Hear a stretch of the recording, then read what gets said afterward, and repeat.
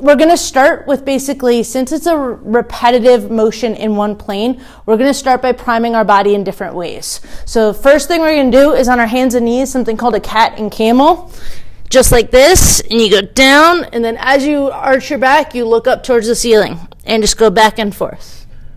Only go in that range that's comfortable for you. So people might find that they can go farther and farther as you do this more. Do about 5 to 10 of those. Then from there, from that position, what we're going to do is we're going to add in our legs. So we're going to turn it into a lift one arm, lift the other leg, and you can add a little rotation in, kind of like that, just to get things moving, get your joints moving, your flexion and extension, which is similar to what we're doing when we're on that rowing machine. Do about 5 to 10 of those. Then from here, we're going to do it more as a core component without that rotation. And you're going to lift. And this is called a bird dog. And your goal is core is nice and tight.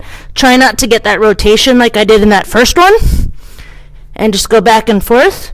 Do about 5 on each side, 5 to 10. So that's just trying to get your core engaged, get you in that flexion to extension component, which we're getting on that rowing machine. So you're going to start there. Then what we're going to do is actually work a little rotation, which we don't get on that rowing machine. But what we're going to do for that is it's called thread the needle. So you're going to be in that same position. And then what I'm going to do is I'm actually going to reach one arm up. I'm going to rotate through that mid-back, through my thoracic spine. And then I'm going to go ahead and look and reach down and across. Then I'm going to come back up to about 5 on this side, back and forth. 3. And you might find that as you do this, you're going farther and farther. And then you're going to switch sides. And I have a block here that I kind of forgot to move for my workout.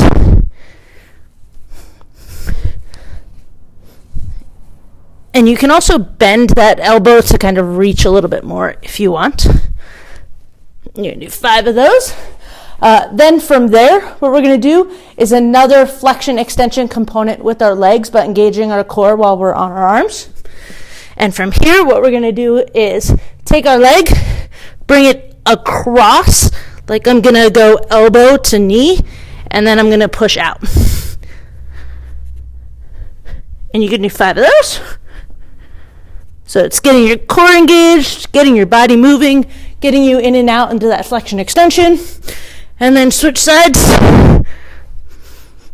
So it's a little bit different than the first ones because we're not getting as much rotation, but a little bit more than the straight core one.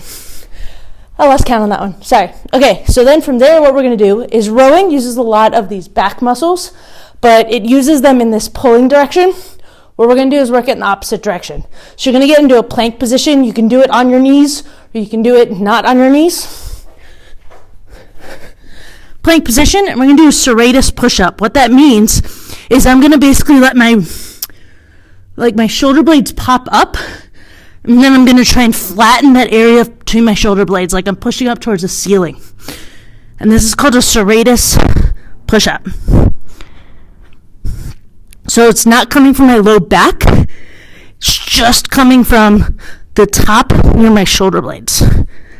And I would do 5 to 10 of these. And again, I lost count. Okay, so then from there, we're going to go into a half kneeling position. And what we're going to do here is basically try and get some rotation, but also working on the stability of your hips, so don't let your hip jut out to the side. And you're going to go low here, high on the opposite side. And take your head and look where you are going with your hands. 5 of those. So you can tell that some of these are slow and controlled, and some of these are about getting some motion so that you're kind of priming your body so it's ready to get on the machine.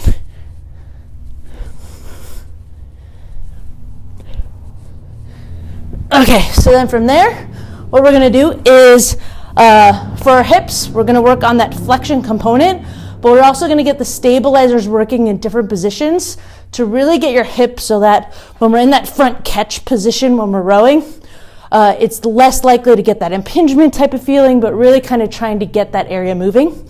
So we're going to do that in the kneeling position again. half kneeling. So we're going to be here. I'm going to have you lean forward and then come out of it. And come all the way out. Then you can either switch sides. I tend to do this in a switching sides direction. And then we're going to basically arch our way out to the side. So right now I'm front. Now I'm going to be at like a 20-degree angle to the side. Switch, switch, and then I'm going to go to like 45. And if this hurts your knees, you can do this like on a pillow or something like that. Then I'm going to go a little bit more than 45, what, like 50, 60? And then we're going to go a little bit more. So I'm not quite at 90, but I'm almost at 90. And you want to try and keep your knee at 90 degrees here. So now I'm going to go out to the 90-ish. And then what we're going to do is once we get to this 90-ish motion, so we're going to go back into that 90. And I actually want you to kind of play in this range of poking your hip into different areas and just going back and forth. And you're going to feel as you're coming back up, you'll feel your glutes working. You may feel it on one side versus the other, but you should feel it kind of helping you pop up. So you're going to go to that 90 and kind of scour in and out so you're really getting that range of your hip. Try and keep your torso upright facing that way, but you're really kind of pushing into like this position, but more at an angle. And then I'm just poking my hip out and then driving it back up. And do about 5 to 6 of those in each one. Then we're going to go stand. And I tried my best to make my camera so you can see me low and standing. Okay, so in a standing position, what we're going to do is really, like I mentioned earlier, this is similar to a deadlift motion. So we're going to really work the hip stabilization because we're going back and forth in the rowing motion, right? So what we want to do is make sure that all the hip muscles are awake, ready, the joint is primed, it's ready to get us into that extended position and that hardcore flexed position. So what we're going to do is actually not going into a half kneeling, but going almost like we're stretching that front hip flexor. So we're going to lunge forward. Stay there for about 1 to 2 seconds. Don't let that hip jut to the side. Then you're going to come, stand, bring your knee up as high as you can as if you're in that catch position. And then from here, you're working on, and you're trying to keep this one slow. So then from here, my hip is stabilizing me. It's not jutting out. So I'm getting all these muscles to work together. Then I'm going to go back and go as if I'm going into a single leg deadlift. And then I'm going to relax. And then switch legs. I kind of forgot which leg I just did. Okay, so this one's forward, go back, get that stretch, come up, go into a high knee position. Then we're going to go, this is called an airplane. Whee! Hip is nice and stable. And you're going to come down, hang, and then go. And you're trying to keep that stability. The faster you make this, the less things have to stabilize because you have momentum helping you stabilize. So you really want to slow this one down. So you want to go to failure on this one. If this is a new movement, it might be like 3. If it's not, it might be like 5 to 10. Don't worry about going past like 8 to 10. I personally do about 7 of these just because it's the last thing that I'm doing before I do something a little bit more dynamically. But basically, so we're going to do it again. Go down into your lunge, get that stretch, torso up, stand, high knee, get that stability, go into your airplane. And you can see I have a balance issue on this side.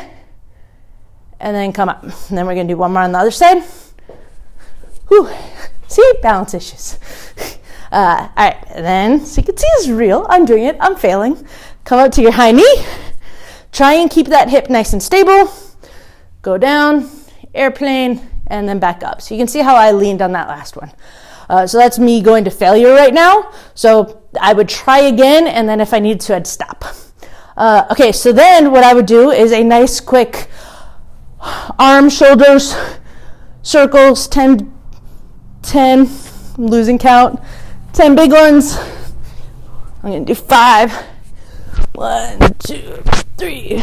Since I'm not about to row, I'm just doing this. So we're going to do arm raises arm circles big. Then I like to do some nice like this. This is actually part of the warm-up for the Chicago Bulls, which is kind of cool. And then from here, I go into hip circles. So slight bend in my knee, push my hip out like I'm doing a kettlebell thrust, push my hip out, and I'm gonna explore all the range of that motion for my hips. It's not coming from my back, it's as far as I can move my hips. I usually do about 5 in each direction for circles. And I switched early, I think. I think I did 3 in each direction. There you go, so you're gonna do circles. Then I go to my knees. These are a little bit faster, so 10. 1, 2, 3, 4, 5. 10 in that direction. Then I'm gonna go to ankles, circles. Again, 10 each direction. I'm doing a baby of 5. And then 1, 2, 3, 4, 5, 6, 8, 9, 10. 3, 4, 5, 6. I can count. Okay, so then 10 of those. And then I go into leg swings, forward and back, and side to side on both legs. And really trying to get as much motion as you can through it. So if I do it for real, you can tell I'm getting in that full flexed position, and then I'm getting into that extension without really going too far into my back. It's as far as my leg can go.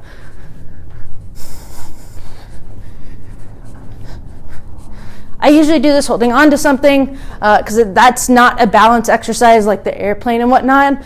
This is about just getting that hip lubricated.